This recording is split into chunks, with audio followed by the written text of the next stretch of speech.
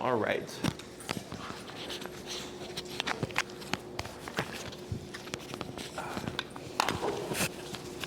Any questions before we get started?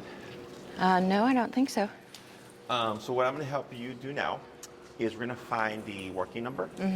The working number may change according to what's going on within the environment.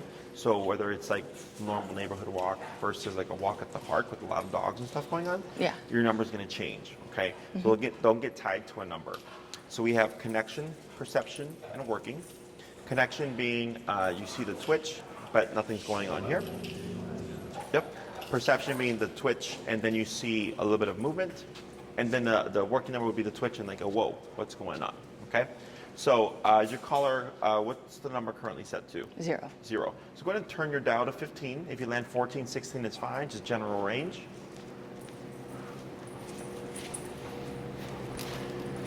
Okay. And you're going to hold still. You're going to keep your leash how you have it. And when I say tap, you're going to give one press of the button. Okay. Tap, tap, tap. No response. Let's go to 20. Oops. Okay.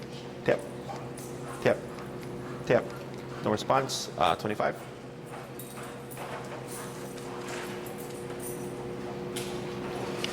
Tap, tap, tap. So right there, that would be She like noticed perception. it, right? Exactly. Yeah, That would okay. be the perception. So She's 30. like, wait, what? Okay. 30. Yep.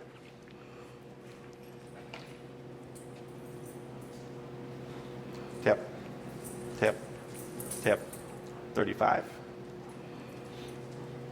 And we'll also see a twitch where your box is. So I'm also looking for a twitch. Okay. Tap, tap, tap. Hit your, on the front, you see that pager function? Yeah. Hit pager. Do you feel it vibrate? No. You may have turned the collar off.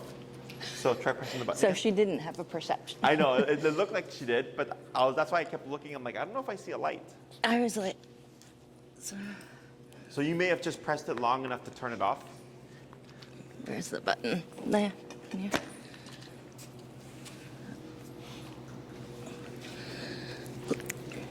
Oh, there it is. Yeah, it should turn on as a blue light. Okay, yeah. There you So go. start over. Yep, let's go back to 15. 15. She could have had me fooled. And tap, tap, tap. 20. Tap, tap, tap. 25. Tap. There we go. Did you see that twitch? Yeah. Tap. Sorry. I Wait, just wait wanted a to see if it was buzzing. That was me buzzing. Okay.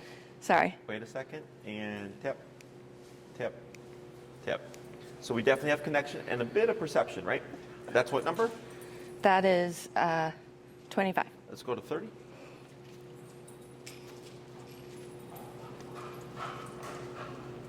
Tap, tap, tap.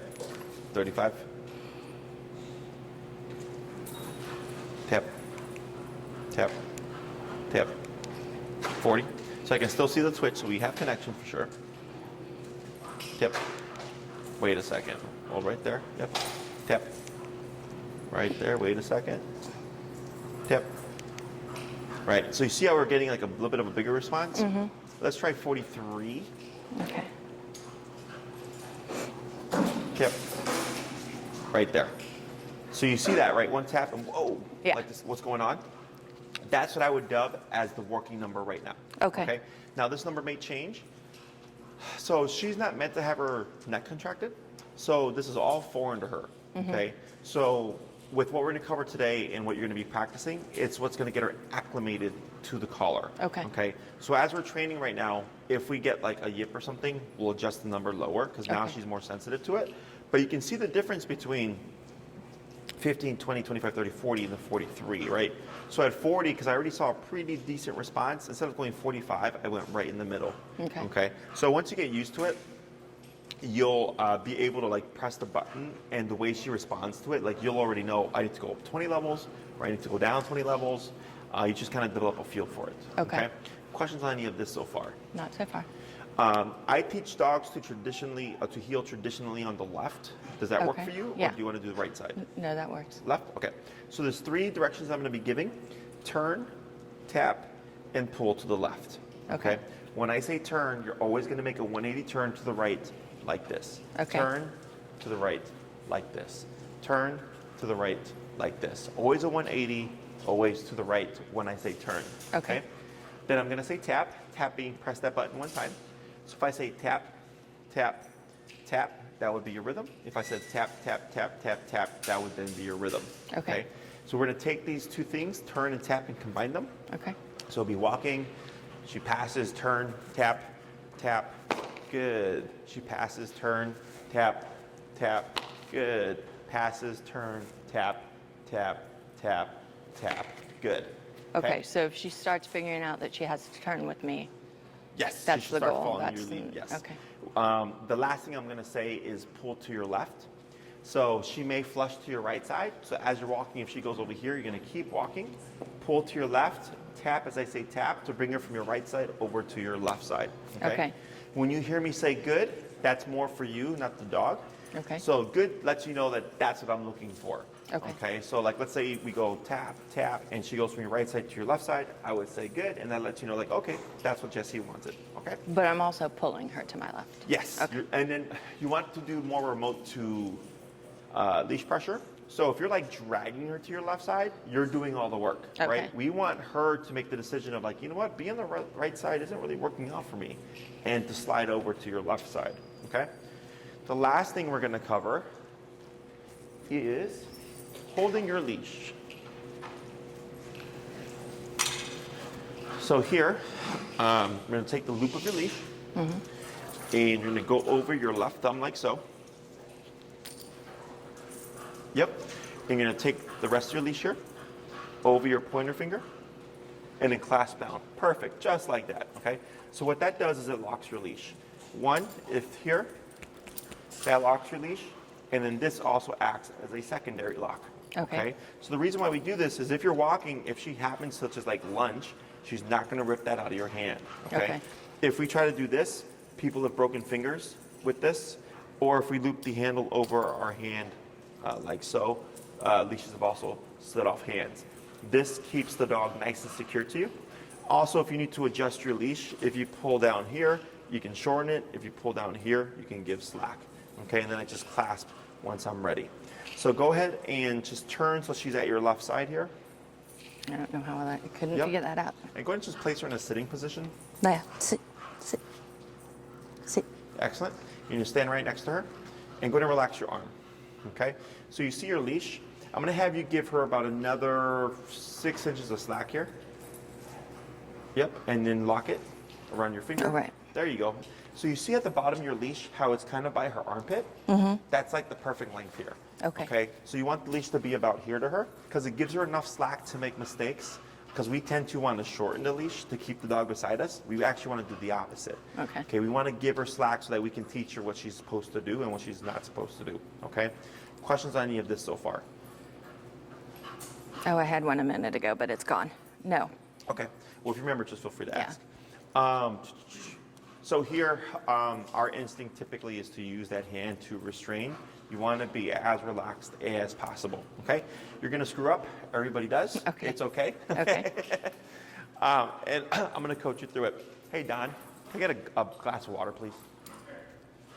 Forward. Turn. Tap. We're 43, right? Let's go Yeah. 35. Okay. Too big a reaction? Yeah. And you can just turn to your right. There you go. And then, yep, and now forward again.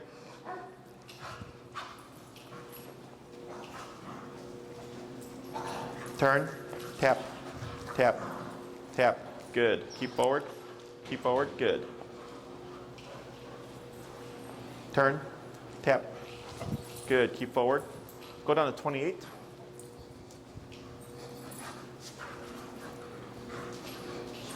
Good. Turn, tap. Good. Keep forward. Good. Turn, tap. Good. Keep forward. Turn. Good. Keep forward. And have you done training before? Yes. Okay. I have tried to train her to heel before. Turn, tap. Tap. Good. Keep forward, good. Turn. Good turn. You also can turn off that blower now. Thank you, sir.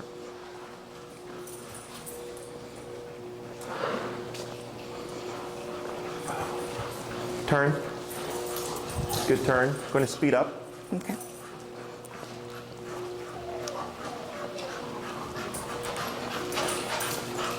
Slow down. Turn. Good turn. Go ahead and speed up.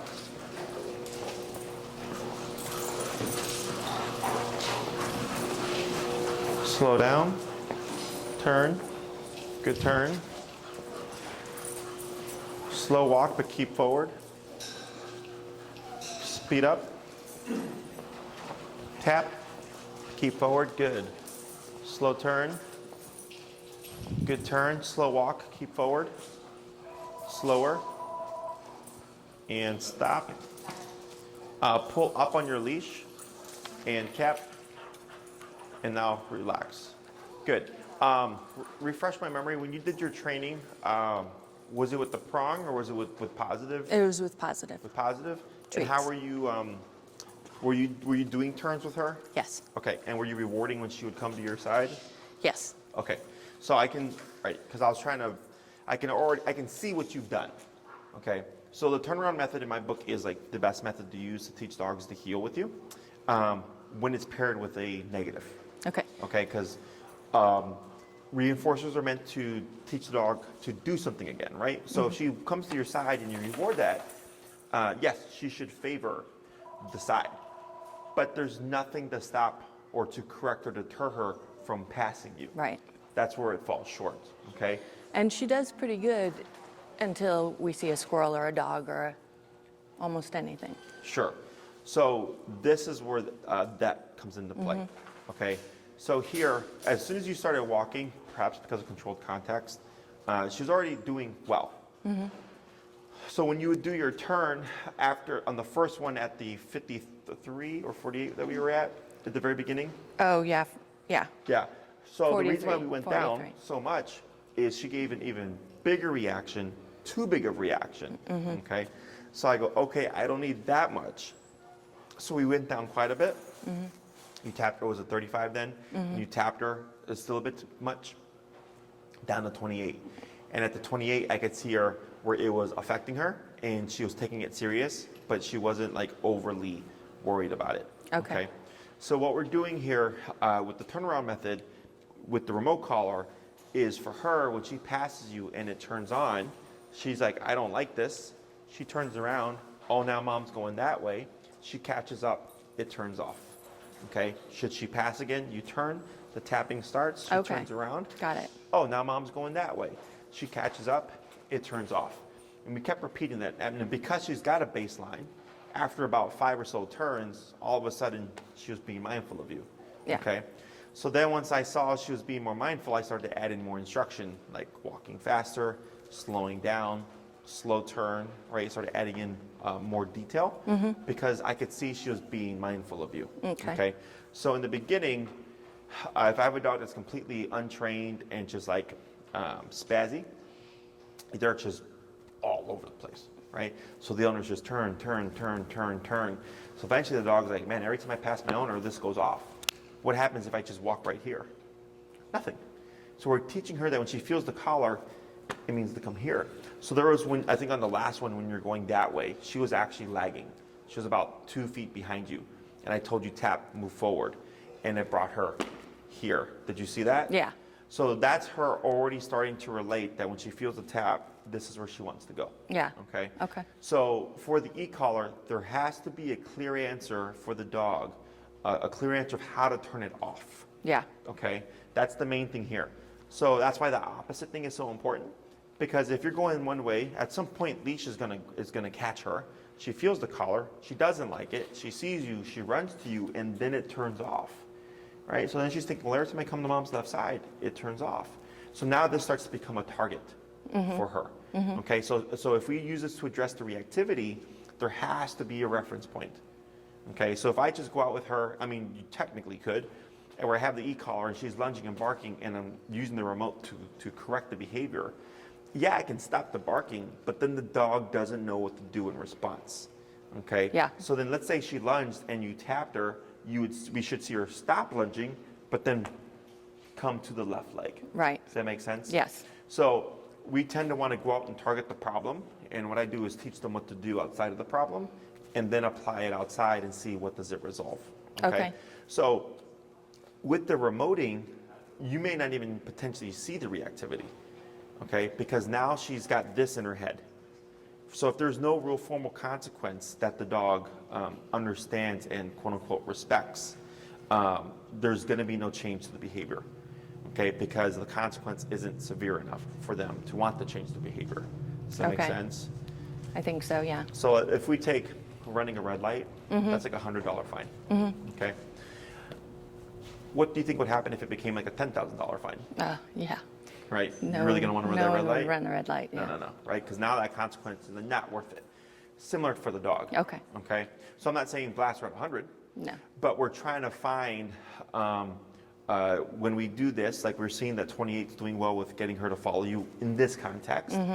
And let's say you apply this in your neighborhood, right, outside of the problem of dogs, and then you're working for 15 minutes, and let's say the number is 45, and then, here's a dog coming, and I know it's a dog she's going to want to lunge at, and we walk past no reactivity for the first time. I go, man, 45, correcting her for, walking on my side at 45 prevented her from even becoming reactive. Does that make sense? It makes sense. I just would have to see it to believe it. Yes, you have to see it to believe it. Yes. Okay, and you will. And I'm going to give you answers. Okay. Expect the first week or two to always be a bit wonky. Okay, but e-collar should never feel like an argument. Okay. So my general rule of thumb is if your dog is yelping, you're probably too high. If your dog's not listening, you're probably too low. Okay. Now there are exceptions to the yelping. Yelping doesn't always mean physical discomfort. It can be surprise. It can be frustration. She doesn't want to stop doing what she's doing. Or it can be physical discomfort. Okay.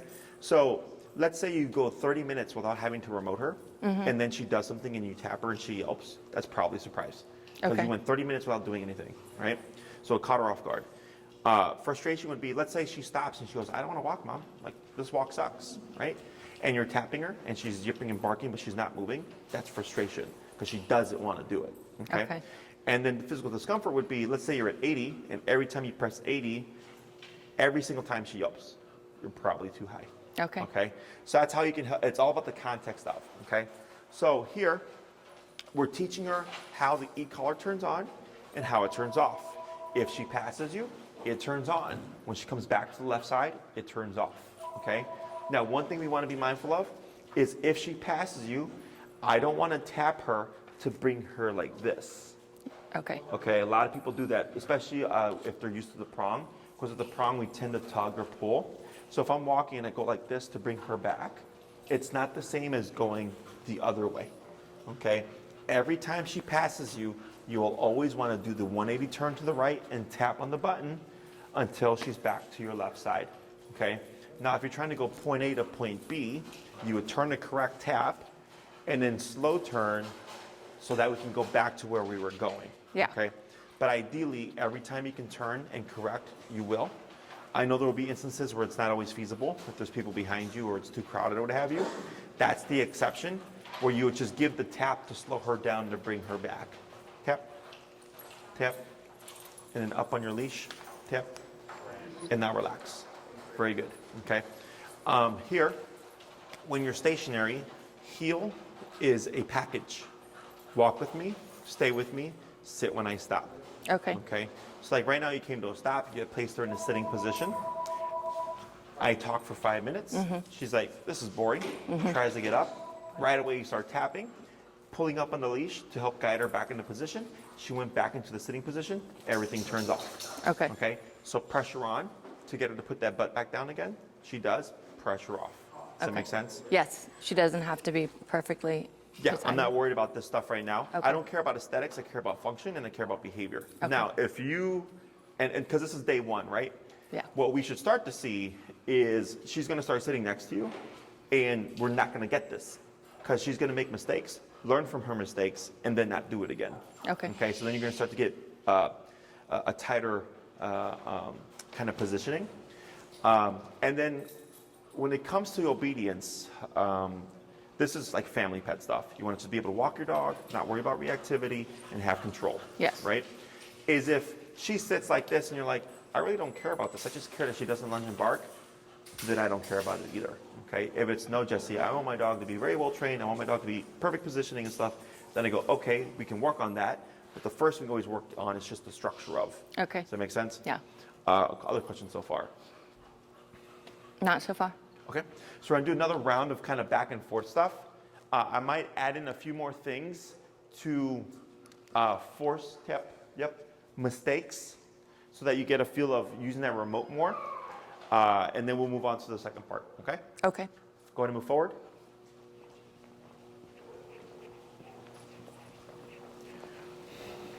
Go ahead and turn, tap.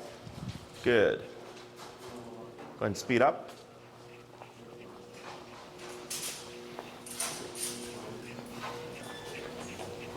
Good turn. Good turn. Good. Slow walk. Keep forward. Good. Turn. Tap. Good. Keep forward. Slow turn. Good turn. Go ahead and pick up pace. And do you say keep that pace? Keep up pace. Yep.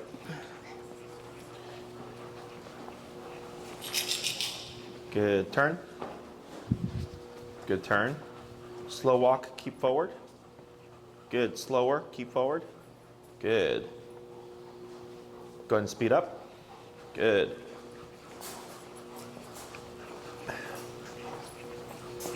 Slow turn. Good turn. Slow walk, keep forward. Good. Slower, keep forward. Stop. Very good. 5 big slow steps. 1, 2, 3, tap. Yep, and keep forward. 4, 5, good. That's fine for now. We're not gonna, do you know why she's doing that? No, I do not. What direction do you keep turning? Oh, to the right. To the right. Okay. So now she's doing that so that she has a visual. She's ahead of me. Exactly. Okay. So it's out of position. It's a problem. It's a good problem because it means she's concerned about what you're doing and she wants a heads up on it. So she's like, well, I'm going to just face mom. Okay. So here, with the matching of the different paces and stuff, you see how she's just on the hip. For your frame of reference, her right shoulder should be here. Okay. Right shoulder to your left leg. Okay. I give dogs a 1 foot bubble, 1 foot back, 1 foot to the side, no distance forward. Okay. Okay. So as long as her right shoulder is within this bubble, she's technically okay. If we get lagging, we can technically remote that. It should bring that right shoulder up to that left leg again. Okay. Even if she's passing by an inch, that's considered passing. Okay. You would pivot, turn, tap. Okay. So dogs can learn to play a threshold. So people tend to go by, oh, this is so much better than what I'm used to, right? My dog's not pulling as much. Or it's okay if my dog's up ahead as long as they're not pulling me, right? But it's not about pulling. It's about positioning, okay? So here, if she's able to go an inch ahead, and dogs, in my opinion, are very good with depth perception and are very much aware of this concept, okay? And I've had clients where their dogs will be like this, where they're just like, you can see them wanting to inch ahead and they're just kind of conflicted. And I'll tell the owner, you have to turn and correct that because that's your dog playing the game. Yeah. Okay, they're playing that boundary. It's kind of like the whole, like, I'm not touching you. Yeah. I'm not touching you, right? It's so close, but Yeah. I'm not doing it. It's the same thing with that. So if you're walking with her, right shoulder to the left leg, the reason for the completely slack leash is so that you can see that she's there with you mentally. Okay, so in order for her to walk with you to this level of focus, she has to be mentally engaged with you and not the environment. Okay, that's where that comes into play. So if there's a bunch of stuff going on in the environment, your number may be higher to override the environment. If it's quieter, it may be lower. Okay, so you're also giving her the capacity to make a mistake. If I keep it short and when I when the dog forges, we tend to want to use our hand to control. Yeah. By having it slack like this, it doesn't really give you the leash as a tool anymore, because you could be like this and there would technically still be slack in it, right? Yeah. But if I have it too short, tap, tap, tap, tap, tap, tap, tap, and pull up, tap, tap, yep, and now relax. Excellent.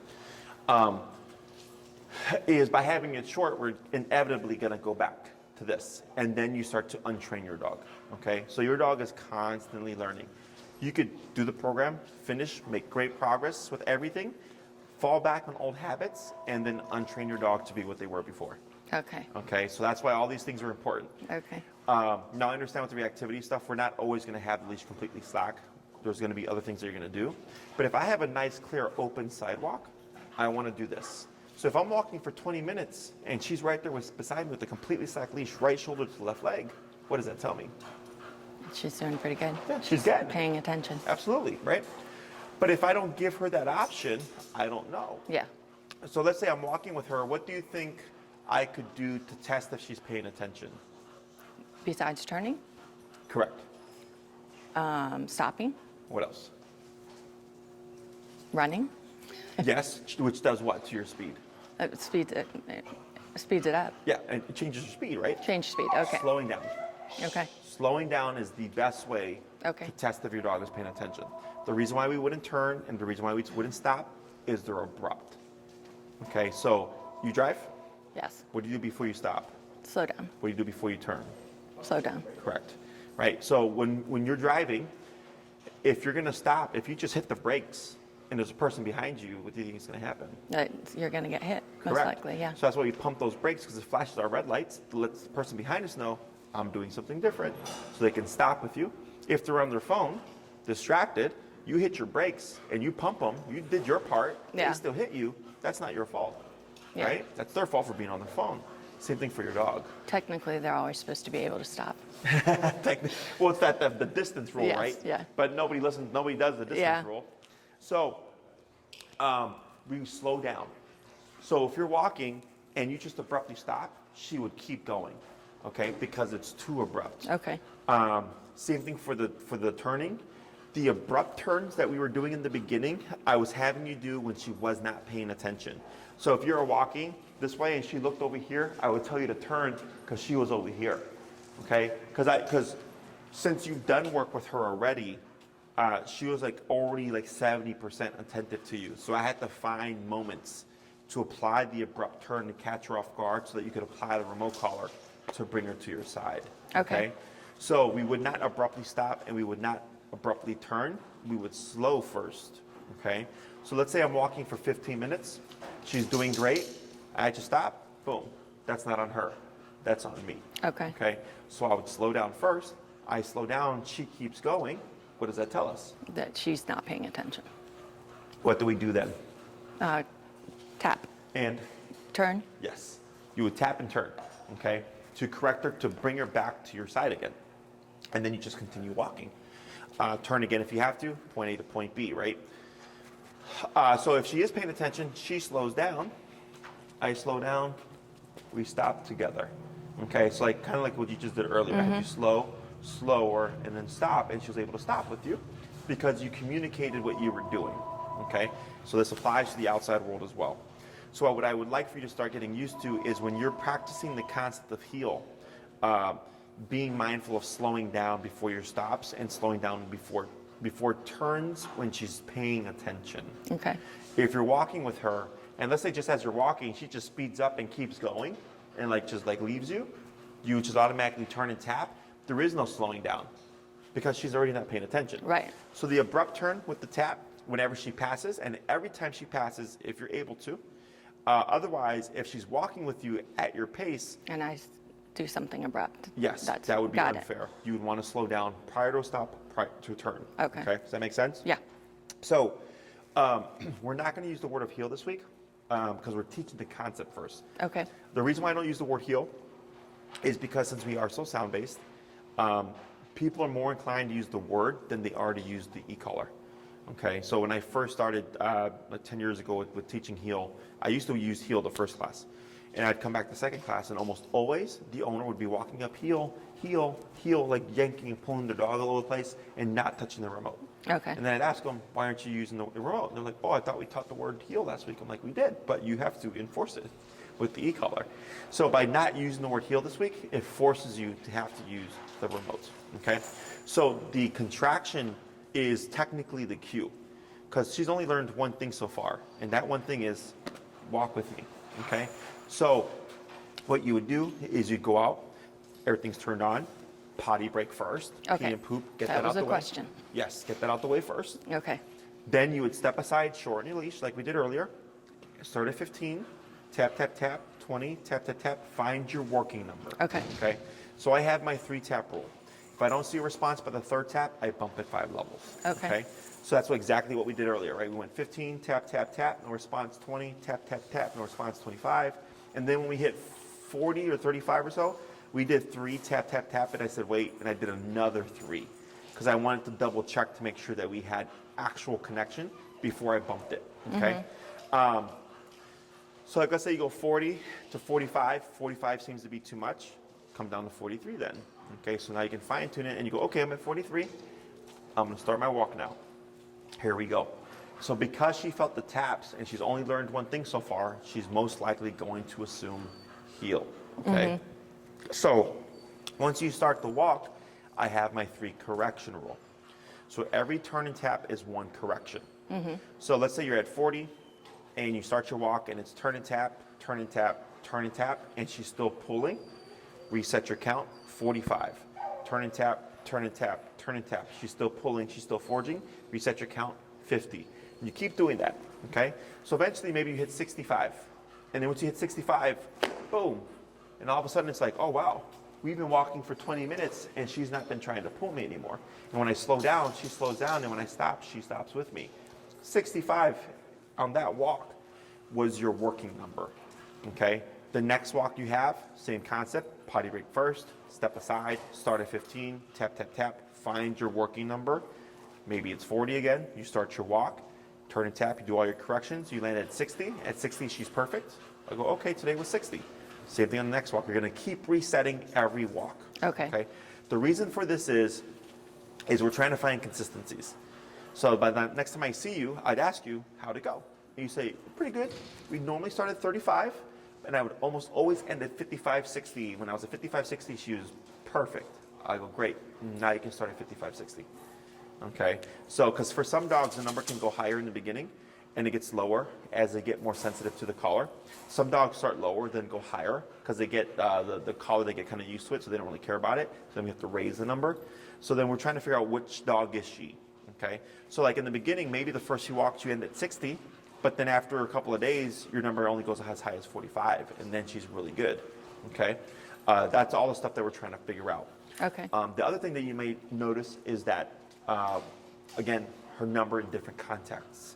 So if it's like, oh, I was walking by the dog park, her number is 55, but when I'm walking to the neighborhood, her number is 30, right? So then you just start to know.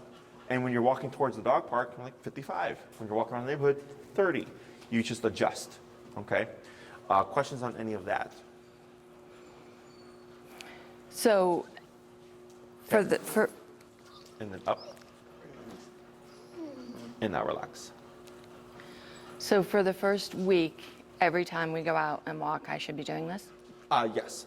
So I do 80% work to 20% play. Okay. So you'd be doing ideally three 20-minute walks a day if possible, okay? If you can do 30 minutes or whatever, that's fine. But you're trying to break up the exercise. I don't want to do one long hour. Dogs learn better in smaller chunks, okay? So earlier we did a little back and forth. I talked to you for a little bit. Then we did another back and forth, and I'm talking to you again, right? And she's literally processing everything that's just happening right now, okay? So when you apply this to your walks, you would go on your normal walks, okay? But now you're just applying this theory to it. So if you're walking with her, trying to go to like the coffee shop, and she passes you, you would just turn and tap to correct her slow turn, and we go back towards the coffee shop again, right? We get there, get our coffee, and now we're going home. And I apply that method to going home, okay? Until eventually I can walk to the coffee shop and walk back, and she's in that heel, and I don't have to turn anymore, okay? So you're doing your normal walks, you're just adding this little exercise to it, okay? Other questions? I keep forgetting him after I ask him.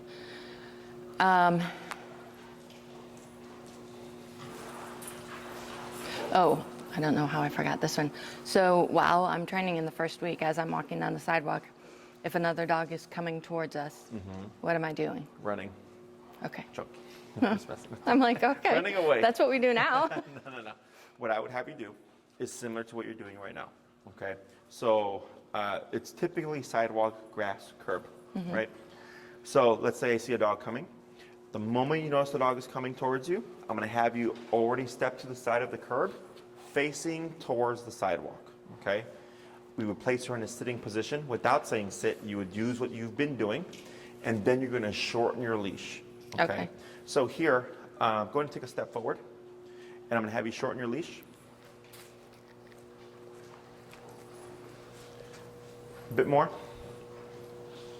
Right there, okay? Pull up, okay? Now give a, relax. Now give a bunch of slack back. Pull up. You see that difference? Yeah. Go on and shorten it again. Right there. So what you're doing is you're setting yourself up for failure and success at the same time, okay? So most trainers will tell you to not do this because it makes it too hard for the dog, okay? Because they're stationary and the thing they don't like is gonna happen, right? But it's already hard for the dog as it is. That's why we're here, okay? This puts you at an advantage to control the situation and stop the behavior, okay? So if I'm walking, we have the slack leash, I go, oh, here's the dog approaching. I immediately step to the side, facing the sidewalk. Shorten your leash, up, tap, sitting position, right? And you want to have it short so that if you have to pull up, you're right there. And then okay? anytime she tries to lunge or stand up, I'm pulling up and tapping. Yes, okay. So the way this all works is up de-escalates the brain, back and back escalate the brain. Okay, so if she's lunging and I pull back, I'm actually telling her be more reactive. Okay. So it's conflicting with the remote. The remote is saying stop being reactive, your leash is saying be reactive. So now we have conflicting messages. Up says stop being reactive, remote says stop being reactive. That it should settle her. Okay? The other thing by doing this is you're limiting her range of motion. So like let's say it's here and everything's looking great, and maybe this dog barks at the last second and she lunges. Well, she's not gonna get far, okay? The more leash or the less slack that she has, the more leverage you have physically, okay? The more leash she has, the more leverage she has over you, okay? So by doing this, we have a lot of things working in our favor. For being stationary, it makes it very easy for you to see what her behavior is. So if I'm like this, I can see my dog completely. I can see the eyes, I can see the ears, I can see the hackles, I can see the tail, I can see the posture. So if she's here and she sees a dog and she's just like this, right, and the dog walks by, perfect, we don't do anything, okay? But let's say the dog's starting to approach and all of a sudden I see this, right, and she's starting to eyeball. This is where I would tap, Okay. okay? I wouldn't wait for the explosion. Okay. The moment you see any kind of reactive response, Okay. meaning hackles going up, ears perking up, staring, grumbling, tail starting to move a little too much, right? If you're thinking, yeah, this is a sign, that's where you want to kick in with the tap. Okay. Okay. Now, the tap ideally should just shut things down. Okay. So if she perks up, tap, and she does this, and the dog passes, beautiful, life's easy. Or tap and explosion. Okay, so now what happens there is the brain was too into the mindset of being reactive that the tap unlocked it. Okay. So if you read your manual or if you've read it, I think it says in there like don't use this tool on aggressive dogs because it makes dogs more aggressive. That's a yes and no answer. Okay. If the dog is already thinking about being reactive and or thinking about being aggressive, the collar is going to push the behavior. Okay, which is why we do all this. So if I tap and she blows up, I'm already set up. Okay, So now I pull up and I have to keep the pressure on until she stops. So Okay. she learns that the collar means no, not go. Okay. Okay. So let's say that happens. I'm at 30. I tap. She blows up. I pull up. I'm tapping. She keeps blowing up. The dog passes, and then once it's gone, she finally settles down. What does that tell me? That she's not learning the right lesson? Correct. 30 didn't work. So the next time I see a dog, let's say 30 is great for obedience, but for reactivity, it was not working, and I see a dog approaching. I'm like, well, I did this before. It didn't work. 35. Okay. Right? Same concept. Tap, boom, she blows up. Tap, tap, tap, she's still blowing up. Okay, that didn't work. Next time I see a dog, step aside, 40. Okay, I'm building off of each failure. So I'm not assuming, oh, my dog's reactive, let me go to 100. Yeah. I'm going, okay, we're gonna start here, we're just gonna work our way up. So it's gonna be a bit of a rough week. But if you build off of each failure, you're gonna get there much more quickly. Okay. Okay? What prolongs the process is people tend to feel bad because they're remoting their dog. They think they're hurting them and all that stuff. Or they want to try to see if they can control the behavior at a lower level. So they might have like 3 to 5 failures at 30 before they go to 35. I'm like, if you want, you can do that, but you're just making your life harder. Okay, and you're also making life harder for the dog, because if another dog disagreed with her behavior, they would just come up and nip and bite her. Right? Yeah. There would be no emotion behind it. Yep. So here, by doing this, you already go into knowing like, all right, this might be a little bit of a rough week, but you have a structure and you have a tool that will shut down the behavior pending you're willing to go there. Does that make sense? Yeah. So like, let's say you keep doing this and eventually you hit 65, right? Dog comes, you tap at 65, she blows up, you tap again and she stops immediately. And the dog passes and she's just like, whoa, what was that? Right? And you're like, wow, 65, 2 taps and she stopped. I go, okay. I go back down to 30, give my slack, go on my walk. Oh, here's another dog. I step aside, 65 because it worked last time. Tap, she blows up, tap, she shuts down, right? And now I have this pattern where it's always 2 taps, okay? Like I can stop it, but I'm also inciting it, right? So go, okay, well then it doesn't really seem like it's working because I have to do it every single time. 70, right? And let's say at 70, she blows up, you tap her, she stops on 1 tap. The dog passes, and you're like, wow, that was only 1 tap. Give the slack, repeat. I see another dog, I step aside, I'm on 70. She does nothing. Okay, so not only does 70 stop it the first time with 1 tap, but it deterred it from happening again. So I'm like, oh wow, I didn't have to do anything this time. Go on my walk, another dog, step aside, 70. Nothing. Oh wow, right? So that's what we're looking for. Stop and then deter. Okay. It should never feel like you're managing your dog, whether with the obedience and or with behavior. Okay? So if you feel like you're managing your dog, it's probably because you're too low in the collar. Okay, and you're not going up high enough. Which it's gonna feel like that for a little bit, but once you reach that range, you should start to feel like this is easy and I'm making a lot of progress. Okay, it's literally night and day. Aversives are meant to deter things. You ever touch a hot stove? Yeah. Would you do it again? Yeah, I have. Right? Yeah. Yeah.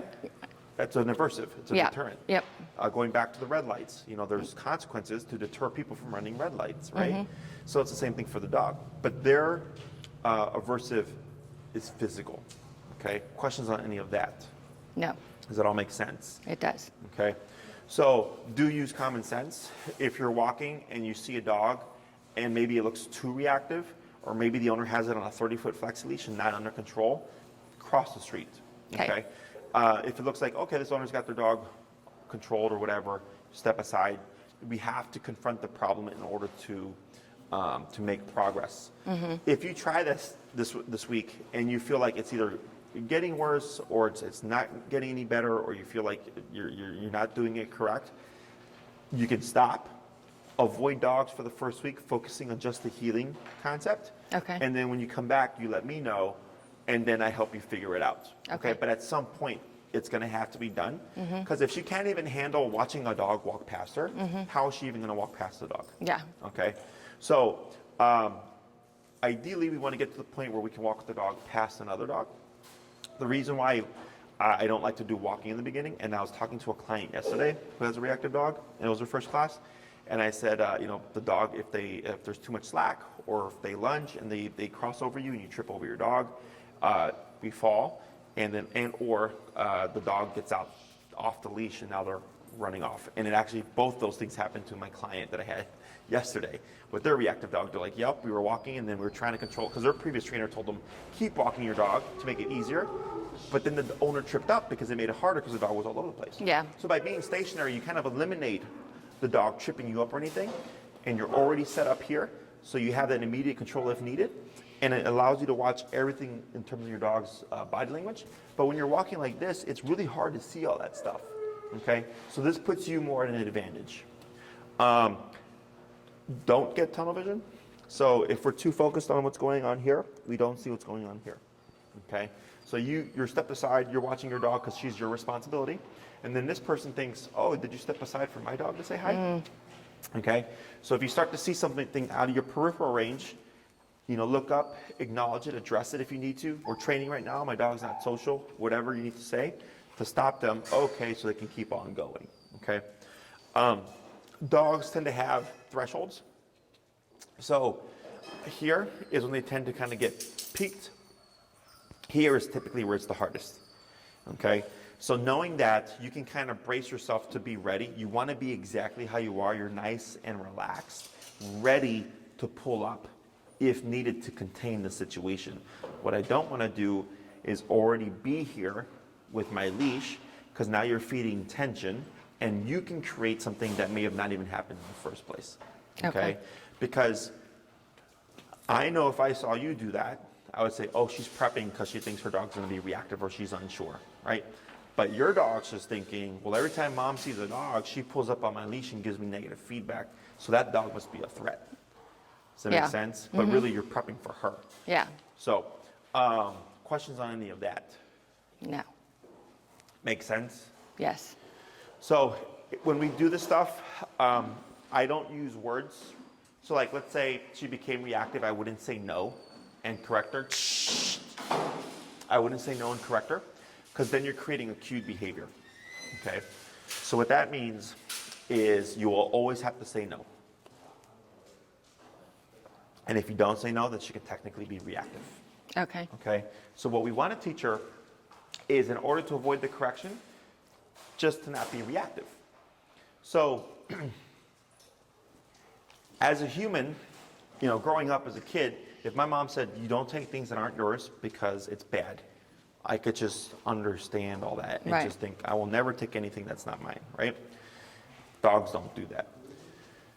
So if she looks like she's going to become reactive or becomes reactive and you go no, and then you correct her, she can technically be reactive until that word no is said. Okay. Okay? Which reactivity is something we don't want, right?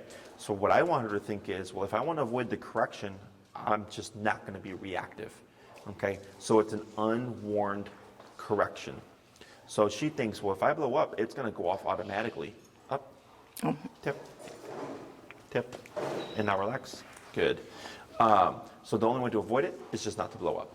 Okay, and we'll talk about that more as we progress. So the easiest way to think about it is, if you want to eliminate a behavior, you just correct with no warning. If you want to control a behavior, you have to have a word and then the correction. Okay. Right now, she was going to lay down. Most people's instinct is to give the slack, right? Do you know why we would not want to do that? I don't. So here we're in a controlled context. Technically, she could, and we wouldn't have to worry about stuff, right? But now it builds a bad habit, because people tend to already naturally be inclined to let the dog lay down, and we have to give slack. Because you have the leash short, if she lays down, she's not going to have enough slack, so you're going to let it go. So if she's laying down and then the trigger happens, now she's got more leverage or more range of motion to lunge forward, and it works to her favor. Got it. Okay? So when you're stationary, when you're outside, her job is to have that butt on the ground, unless you've given her permission to do other things. Okay. So at this way, you're not putting yourself in a position where something may happen spur of the moment, and then she's able to pull you down or something, okay? So there, all you did was pull up and tap, and what you just told her is laying down is not an option right now, okay? And the other thing you want to think about is, her laying down was a decision, right? So heel, package, walk with me, stay with me, sit when I stop, right? Even though you've not said the word heel, you're already in the concept of. So if she tries to lay down, and we allowed it, she technically did something out of heel. right? So if she can do something as simple as laying down, then why can't she do something like lunge in the park? Okay, your little things lead to the bigger things. So it has to be very black and white, okay? I understand why you would let her lay down, but the dog doesn't. The dog just thinks like, all right, I was sitting, but I decided I didn't want to sit anymore, and Mom went with it. Okay. Cool. Okay. Questions on any of that? So as I'm walking, and as soon as she starts looking for squirrels, I'm tapping because she needs to be paying attention to me. If you're in the concept of heel, correct. Yes. Okay. So now we have a release command. Do you have one from your previous training? So I use the word break. Okay. Some people use the word free or okay. So break means your job is done. Okay. So let's say, come out the house, potty break, find your number, go on your walk, we walk to the park. We get to the park, she's done a great job, you want to reward her with some free time. I'd come to a stop, she auto sits, I wait a moment, break, and then I give her the slack and I can let her sniff the grass, she can roll around, she can pee, she can sniff, poop, have a cigarette, whatever, she's on her own time. And then once we're ready to go, I can tap and start walking, bring her back, and now we're back in the concept of heel. Okay. So in that time when she's free, technically speaking, she could chase squirrels. Okay. Now, if it's, I don't want her to chase squirrels when she's on the short leash, that can be your rule. Yeah. Okay. I don't care what your rules are. I just care that your rules are consistent. Okay. So if I release her and she's on the leash and she's tugging after squirrels, I'm like, yeah, this is not fun. You can tap, and you're telling her you can't do that right now. Even though I gave you freedom, you still can't do that. Okay. Okay. And then once we get to like the long leash phase with the 30-foot leash, and we practice recall, now we can start allowing her those things. Yeah. Because she wouldn't be tugging all over the place. She'd have the freedom to run. Okay. Yes, because she is. She really goes after them, and she has pulled me down before. So Okay. I'm going to have a short leash, no squirrel lunging rule. Okay. So let's say you're walking to the park. There's squirrels. I told you about walking with your slack leash, right? So because we're going in an environment that I anticipate is going to be problematic, we would go and shorten the leash a bit, anticipating that as you're walking with her in the heel, she might cave to that prey drive and try to lunge. Okay? So even though we're practicing the heel, because there's going to be stuff around that I want to be mindful of, we would take up the slack, being mindful just not to pull on the leash. So in case she lunged, she's not going to take you down, and it's easier for you to get her back under control. Okay? Okay. So let's say you're walking, and then there's a squirrel in the tree, and right away she looks, boom. Okay? The longer you allow her to look at the squirrels before the tap kicks in, she starts to learn. Yeah. Okay? So the next thing you know, 5-8 seconds in, now she's going to lunge after the squirrel. Yeah. Okay? So right off the bat, you're just saying, look, when we're healing, squirrels are not an option for you. Okay. Okay? And you're not being mean, you're just saying that's not an option right now. Okay? So the next thing is, similar to the reactivity, is 30 going to be enough for squirrels? So let's say you're walking and she's just going at it, and 30 is not doing anything. 35, 40, 45. I had a lady whose number was 127 for her dog, and she would still want to chase squirrels. Oh, okay? wow. Yes. It's because we didn't know that was a thing, because we trained in the wintertime. And when spring rolled around, Very different. when spring rolled around, she's like, hey, Jesse, I have this problem. And I was Yeah. like, what's the problem? She's like, my dog is crazy for squirrels. And sure enough, 127 max power, the dog would not give it up. But she was on a lower powered collar because we weren't anticipating that was going to be a problem. Yeah. Okay? So that's all stuff that we figure out. So there's no rush to any of this. Okay? So if you go to the park and you're like, I want to see what her number is for squirrels. You go there, and then now that's what you're working on. And let's say you hit 60, and at 60 you notice like, wow, she's like not staring at the squirrels. She might glance at them, but she's not going crazy. And you walk to the park, and when you leave the park, you go down to your normal number. And when you go back to the park the next time, I'm already at that 55, 60-ish range, because I'm assuming that's probably what she's going to need. Okay? Other questions? So I practice an 80-20 rule. 80% work to 20% play. So if I go on a long 1-hour walk, 45 minutes, my dog would be like in a tight structured heel. 15, 20 minutes or so would be them on their own time. Okay, and you can break that up however you'd like. You do 5 minutes of free time, 15 minutes structure, 5 minutes of free time, 15 minutes structure, 5 minutes of free time, 15 minutes of structure back, okay? I don't care how you break it up. I just care that you do more so 80-20. Okay. We tend to do freedom, freedom, freedom, and then want the control when the dog is being bad. And I want to practice control first and then give the dog the freedom as a reward. Okay, so if I need the control back, it's not going to be a problem. Okay, so whenever you take her out for a walk, just think of that as a rule. So if you're doing a 20-minute walk, 15 minutes or so would be structured heel, 5 minutes would be you're free to be a dog. Okay, let's say you're walking, and as you're walking, she tries to pull to the side to go potty. You would keep walking and tap to bring her back to your side, walk a few steps, come to a stop, automatic sit, up or tap if not, break. Okay. Lead her to the grass. Now you can potty. Okay. So, again, if she can step away from you during the heel to go potty, she can lunge and bark at the dog. Okay, so that's why that has to be that black and white. So, and when we're walking, I'm not trying to be a jerk and walk a mile. I know the dog's got a potty, but I want to make sure I do correct them for that. Walk a little bit longer, come to a stop, break so that the dog thinks it's on my terms. Okay? Other questions? We're going to do another little back and forth here. So you're going to give that slack back. Good. Go ahead and move forward. Yep. Good. A slow turn. Good turn.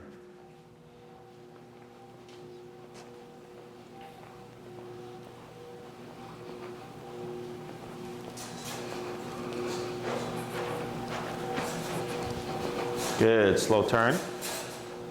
Good turn. Slow walk, keep forward. Then slow to a stop. Good. Tap. Yep, and then relax. Good. Now, when you come to your stops too, so that you're not having to do this, you can, as you're slowing down, already kind of prep for it and shorten your leash so that when you pull up, it's more so here as opposed to this. Forward.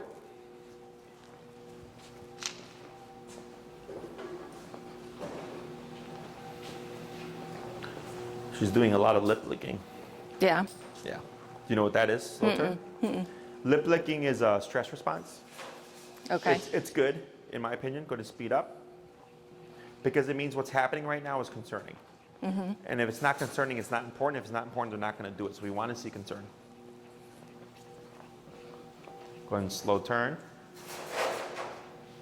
Good turn. Slow walk. Slower to stop.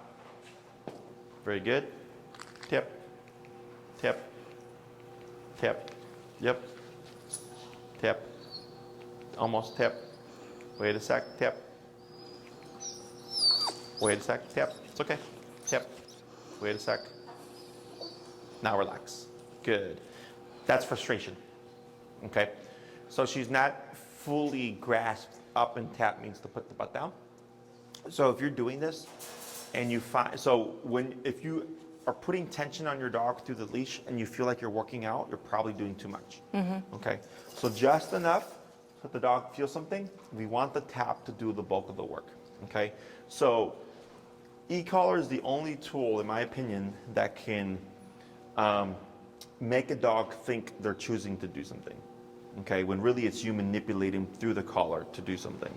Okay, so when you pull up and you're tapping on the collar, she's like, this sucks, I want to turn this off. I'm going to put my butt down. She thinks she did all that to turn that off. Okay, so if you're pulling up and you feel like you're weightlifting too much, ease it up just enough that you feel the upward pressure. Okay. If she gets frustrated and jumps like she does, or she did, you would keep yourself anchored as best as you can. Okay, we tend to want to step away. But what we're doing is she's getting frustrated because she's not sure what to do. She's seeking comfort or is protesting. And I keep the pressure on and she's like, okay, I'm protesting or trying to seek comfort from mom. This is still going off. And then she backed off and sat down, and then what happened? It stopped. Yeah, everything stopped, right? So it's just her in that moment getting frustrated and not wanting to do it or not sure what to do, okay? So unfortunately, we cannot explain to her through words like, hey, when I pull up and I tap on the button, just put your butt down. She has to figure that all out through herself, okay? As you practice this exercise, that should get progressively easier to the point where if I come to a stop, if she forgets to sit, I can just tap and she'll put her butt down without me even needing to pull up. Because dogs interpret the collar according to what life looks like at the moment, okay? If you wanted to kind of speed up that process of the automatic sit, you could create a training session where you can, on your block, just walk a little bit and come to a stop. And when you pull up and tap and she sits, you could give her a treat if you wanted to. Okay. And you would just repeat that. Then I'd walk a couple of steps, come to a stop, up, tap, she sits, give her a treat. And did you see the note for Teddy, by the way? That she's not going to be home? Oh, yeah. Yeah, okay. And we'll add that to his calendar invite as well, so everybody knows that in case in the future, okay? Up and tap, reward. Walk for a little bit. Up, tap, she sits, reward. And then maybe I come to a walk and she auto sits, reward. No tap. So then she's like, oh, okay, if I just put my butt down when mom stops, I can avoid the pressure completely and I might get something out of it, okay? It's not necessary, but if it's something that you would like to do, you can. Okay. So I'm not opposed to food. We use food here. I just don't rely on food to give me reliable obedience. And I also understand that food is not great at stopping things. Okay, so I'm not going to use it for reactivity or anything like that. I'm going to use this. Questions on any of that stuff? If you look at how she's looking here, what does that tell you? She's paying attention? What else? Does she look happy? No. No, she's not. Okay. Yeah. She's it looks kind of mopey. In my book, that's good. 'Cause remember what I said earlier? If it's not concerning, it's not important, right? If it's not important, they're not going to do it. So that's why that working number is so crucial to this. Because if you're operating too low, because maybe you feel bad because the dog looks mopey or anything, you're going to struggle with that reactivity. Okay, so all the stuff goes away. Any kind of mopiness, you might see her become averse to the collar, which she's not going to want to come to it. That's normal because no one likes discipline. So what you can do is when you present the collar, give her a treat, put it on, give her a treat. When I do my training, come back, grab the collar, give her a treat, remove it, give her a treat. And I just keep doing that every time. And you can even, like during the middle of the day, show it to her, give her a treat, put it in the drawer, do something else, right? You can also have her wear it in the house and not do anything with it, just to get her more, to get her exposed to it, so she's not always thinking when the collar's on, discipline's going to happen. And always be indifferent and or upbeat. Okay, if it's like, I know, sweetie, we got to train, it's not going to be fun, she's going to read that energy, she's not going to like it either. Okay. So it's indifferent, upbeat, positive. And when we use food to reward or anything like that, we use very high value stuff. Cheese sticks, turkey, bologna, hot dog, sausage, pepperoni, all the good stuff, to incentivize the dog that good things happen, okay?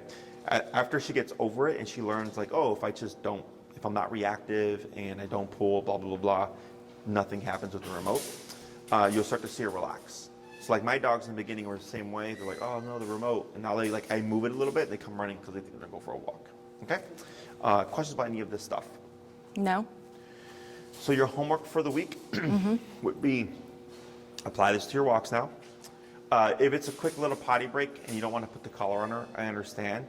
Just be prepared that you're probably going to see reactivity. Okay.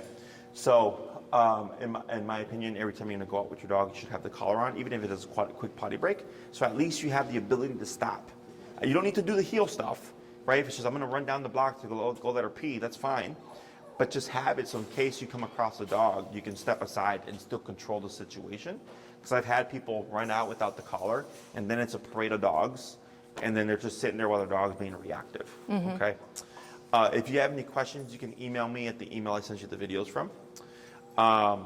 And then for your homework, 3 walks a day, starting at 15, finding your working number first, then beginning your walk, giving slack when you have nice clear space, taking up the slack and stepping to the side if you see a dog approaching. If it's a situation where you can't step aside and you have to walk past the dog, just use space to your advantage. If the dog's to your left, you can move her to your right. That's fine because you're moving her, and shortening a leash and just keeping it moving for the meantime. Or if you catch it early enough, if you command the left side, a lot of times people will just naturally push over. So you can, and the same thing, shorten your leash, you can pass through. if you're unable to step aside. Okay, if things don't feel like they're like progressing, or if it's like this is too much for the reactivity stuff, ignore it for now. Cross the street, continue your healing exercise, and then the next time I see you, we'll review it again. Okay. Okay. Anything else? So here she's probably going to want to pull out because of all the stress from being in here and the exercise. So you can go ahead and cue break, and then it doesn't matter what she does when she goes out. Okay? Like Okay. if she pulls you on the way out and stuff. Okay. Okay. Break.